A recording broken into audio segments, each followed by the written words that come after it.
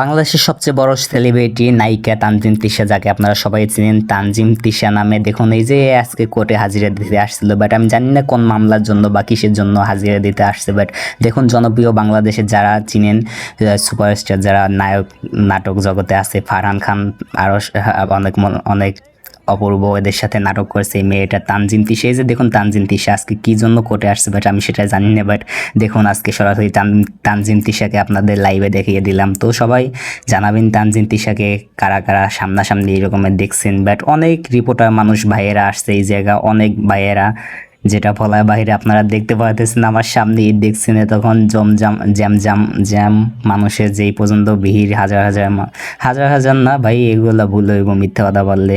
মানে অনেক মানুষের ভিড়, যেটা বলা যায় ভিডিও করার জন্য ভালোভাবে দেখাইতে পারলাম না। তো যতটুকু দেখাইছি। তো সবাই ভালো থাকবেন, সুস্থ থাকবেন, পরবর্তী ভিডিওতে দেখা হচ্ছে।